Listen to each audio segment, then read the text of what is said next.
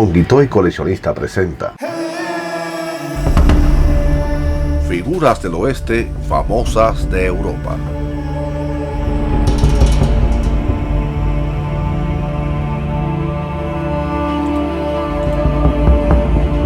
El oeste americano. Ese gran tema, tan abordado no solo por los cómics y el cine, sino también por el mundo de las miniaturas.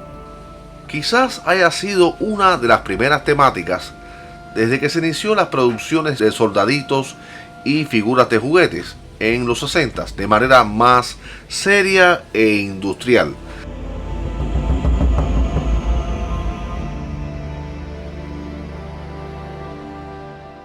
Parece ser que Alemania e Inglaterra tomaron la delantera con sus hábiles artesanos para recrear figuras de guerreros famosos del viejo oeste. Los alemanes fueron los pioneros en lograr figuras más tridimensionales, parecidas a las que coleccionamos hoy, ante que otras naciones, gracias a Emil Pfeiffer, un fabricante de Viena, quien en 1895 lanzó los primeros indios y vaqueros hechos de pasta. Qué interesante que de sus ideas los hermanos Otto y Max Hauser crearon a El Astolín, magníficos guerreros a caballo y vaqueros con un detalle sorprendente. Llenaron las vidrieras y los sueños de los niños de aquella época por hacerse con esos juguetes fenomenales.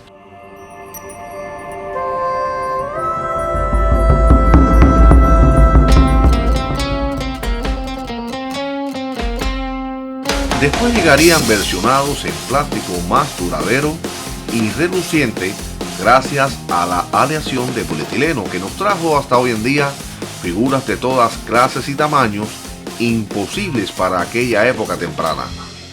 Siempre dejo caer que Alemania, madrina de los juguetes de Hong Kong, les aportó este secreto: el plástico duradero y vistoso.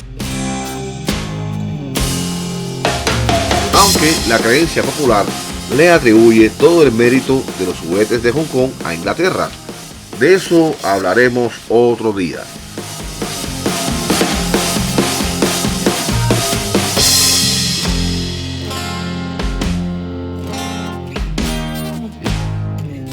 Pero dado este éxito, aparecerían después otras marcas como Leila, Linior y Einerle. Desafortunadamente, las primeras figuras hechas de aquella pasta y esqueleto de alambre fueron vencidas por el desgaste del tiempo, y tenerlas en buen estado es un privilegio hoy en día. Ya con la versión de El Astolín Liniol, esas quebraduras en la pasta desaparecieron al usar el ya mencionado mágico polietileno y sus derivados. Obviamente, algunas figuras tienen mejor detalles y acabado que otras, pero sí podemos decir acerca del juguete alemán que tiene un gran encanto.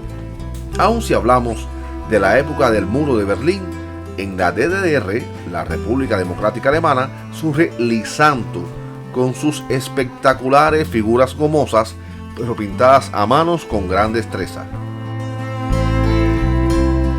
Figuras hoy muy apreciadas por su variedad y durabilidad.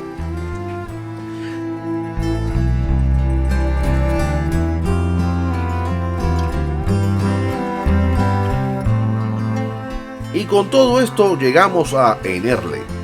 Aquí vamos a tener unas figuras casi caricaturescas con un poco de desproporciones en las manos, pero muy pintorescas cuando las ves en conjunto. Casi todas las figuras alemanas les puedes cambiar las armas, pero las de esta marca, en este caso el arco de los indios, vienen integradas a la figura, que se aferran con esos enormes dedos al arma.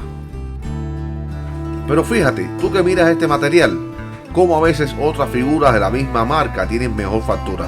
Este indio saludando tiene detalles sorprendentes aún en el torso, donde puedes ver hasta los músculos del abdomen, incluso mejor detallados que otras marcas más famosas. Las caras te dejo a tu criterio el comentario. Por alguna razón, La marca se nombra Studio Einerle, como les muestro en esta base, pero algunas páginas de vendedores las anuncian como Einerle Manurba. He buscado empaques de Manurba y me aparecen otra clase de figuras. Hasta aquí lo que conozco sobre Einerle, más allá de que no tiene un playset clásico. A mí en particular me gusta mucho que combinan colores entre las figuras, aún de un mismo bando, y crea la ilusión de tener varias tribus en el caso de los indios. Los cowboys también tienen buenas combinaciones y, bueno, para el público infantil, bastante alegres. Esta marca se le adjudica un vagón con caballos un poco estilizado con este tipo de amortiguadores, bien colorido también, y hasta trae algunas casas desarmables y un par de tipí bastante diferentes a muchas otras marcas que se copiaban entre sí. Si comparamos a Einerle con el Astolí, la diferencia de artesanía es abismal. Yo creo que Einerle se hizo más para el divertimento de los niños, casi dándole ese toque de animado. Hay otras marcas de Hong Kong que también adoptaron esta tendencia, como LP, con su graciosa versión de gente pequeña. Yo creo que por la factura estas fueron más que otra cosa, figuras de bolsillo de las que venden en bolsas con tarjetas y que nunca llegaron a tener un set más serio, con su caja y todo el asunto de los accesorios. También por eso omitieron, como otras marcas, las figuras montadas, que ya obligan a incluir los caballos y las monturas, pero dicho sea de paso, mencionamos la carreta, aunque no tengo realmente más que información de post de ventas. Esta marca de la DDR siguió el mismo patrón con otra clase de figuras que, mire usted, fueron bien acogidas, y aún hay hoy en día quien las busca con cierta nostalgia. Aquí muestro sobre estos otros juguetes combinables, pero un poco raritos, pero a la vez con su atractivo. Todo esto es de Alemania. Quizás a veces me pongo muy exigente, pero si los comparamos con Newmatic Plastic, Britain, los hechos en Hong Kong o los LCL, podrían haber puesto un poquito más de esfuerzo, digo yo. Pero nunca discriminamos estas figuras estupendas, y más por ser antiguas. Y que lleguen a las Américas es un regalo bienvenido. Si te gustan la variedad para tu superdiorama del oeste, pon tus ojos sobre Alemania y te sorprenderás. Casi todo lo que se conoce por la propaganda es Inglaterra y Estados Unidos, pero hasta Italia y Francia tienen juguetes de calidad y empaque super top. Solo investiga y te querrás hacer de algo de lo que encontrarás. Espero les haya gustado el video y lo poquito que les pude compartir esta vez, pero siempre les trato de traer material que nos crezca como coleccionistas y nos ayude a diferenciar o encontrar nuestras piezas favoritas en el vasto mundo de los soldaditos y figuras antiguas y modernas. ¿Por qué no? Gracias por estar aquí y adiós.